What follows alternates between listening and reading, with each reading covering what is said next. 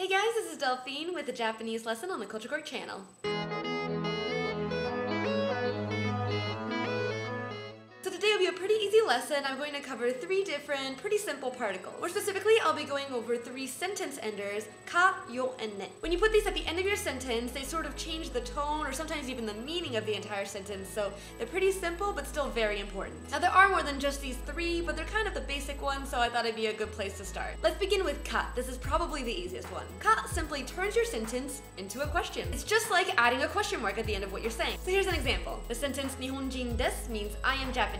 If you want to flip this and turn it into a question, all you need to say is Nihonjin desu ka? And that would mean, are you Japanese? It doesn't really matter what your sentence looks like, how your verb is conjugated, anything like that. So, Nihon ni ikimashita ka means, did you go to Japan? Or the very useful o genki desu ka, which is how you say, how are you? So if you see this particle ka at the end of a sentence, that sentence is probably a question. Moving on to the next one, yo. If ka is like a question mark, yo is sort of like an exclamation point. Use it for emphasis, especially to emphasize like a new piece of information. So say that you and your friend are about to eat something and you've had that food before, but your friend has never tried it. You want to assure them that it tastes good, so you would say, oishii desu yo. It's good. Because this is new information for your friend, the yo would be appropriate. It also just really shows your conviction. You're not just saying, oh, I think it tastes pretty good. You want to say, no, seriously, this is good. Exclamation point. Another example would be for yo to emphasize a command. Benkyou shite yo. Benkyou means study, and shite is a command form for the verb to do. So it means study as a command. And the yo again is like an exclamation point to show your conviction.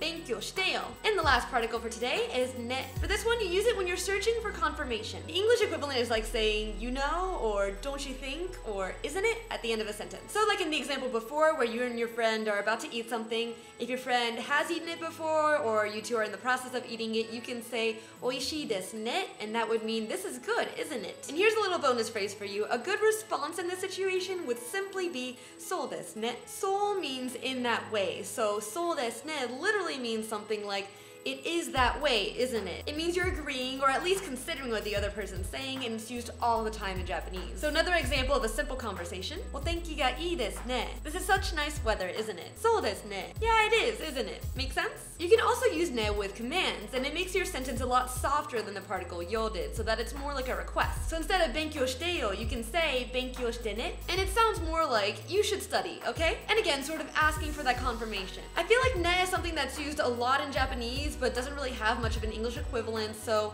that's a particle that I would pay a lot of attention to when you're listening to Japanese to try and pick up when you need to use it. Alright, that was the lesson for this week. I realize that I'm going over a lot of particles lately, and I want to mention that I do have plans to do other types of Japanese lessons in the near future, so stay tuned. Ask any questions in the comments below. Thank you for watching, and happy learning.